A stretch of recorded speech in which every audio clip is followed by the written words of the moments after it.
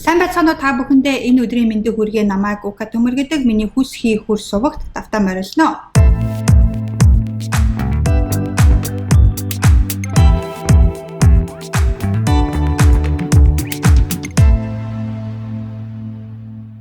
Надаас хүмүүс Ука чиний энэ эрч хүч хаанаас гараад байна вэ? Яаж ийм их эрч хүчтэй болох вэ гэж асуудаг. Би бодохдоо эрч хүчтэй байж бид амжилт өөдөө амжилттай алхах гэж боддог.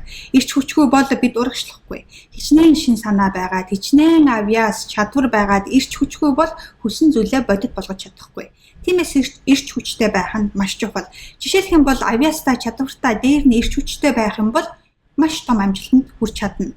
Харин бага зэргийн авьяастай, бага зэргийн чадвартай ч гэсэн дээр нь эрч хүчтэй бол том биш юм ач гэсэн тодорхой хэмжээний амжилтанд хүрч чадна. Харин маш их авьяастай эсвэл маш их чадварлаг мөртлөө эрч хүч байхгүй бол амжилтанд хүрч чадахгүй ялагдана. Санаж яв. Эрч хүч бол амжилтын түлш. Тэгэхээр таны эрч хүчийг яг юу сороод байна вэ гэдгийг одоо хэлье. Нэгдүгээр стресс буюу сэтгэлийн хямрал. Стресс хүний эрч хүчийг хамгийн их сордог. Тиймээс стресснээсээ салах хэрэгтэй. Мэдээж бүр мөсөн салж чадахгүй ч гэсэн стрессээ багасгаж урьдчилан сэргийлэх боломжтой. Хоёрдугаар сөрөг хүмүүс байдаг.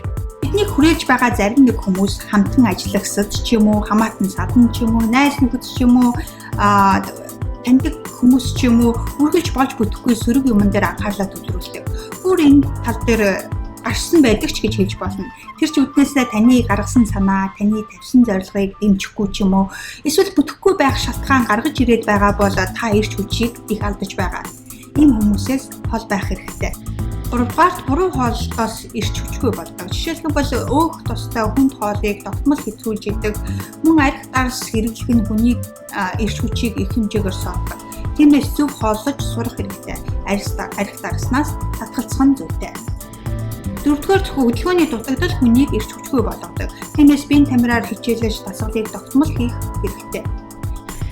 Тавдугаарт хэлсэн амантаа хүрэхгүй байх. Хэлсэн амантаа хүрээгүй тохиолдолд та бусдын итгэлийг алдаж бас өөрийн үнэлэмжийг бууруулдаг. Энэ нь эрч хүчээ алдах бас нэгэн шалтгаан болж байгаа юм. 6-дугаарт уйтгарлал. Хэрвээ та хүссэн юмаа хийгээгүй, зорилгынхоо араас яваагүй бол та нэгэн хөвчлийн амьдралаар амьдарч байгаа гэсэн үг. Нэгэн хөвчлийн амьдралаар амьдрах нь маш уйтгартай. Уйтгарлал эрч хүчийг сордог.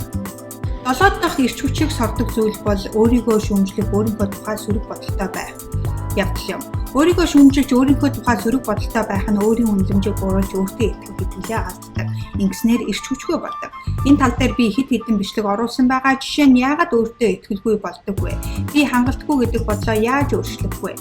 Та өөрийгөө юу гэж бодно? Та тийм л хүн гэх зэрэг бичлэг оруулсан байгаа. Түүнийг үзээгүй бол үзээрэй.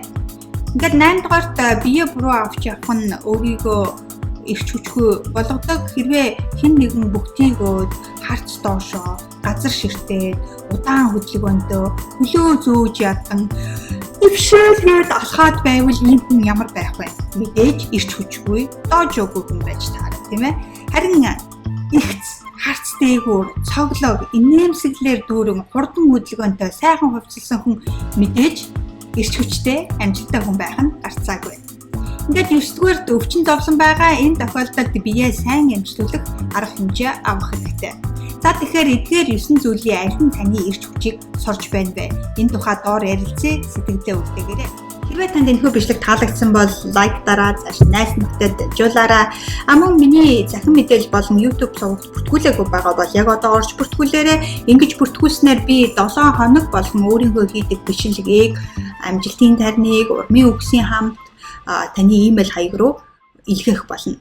Хүс, хий, хөр. Зөвхөн таны өөрийн хүсэл эрмэлзэл таныг амжилтанд хүргэнэ. Ука Төмөр, Лос Анжелес.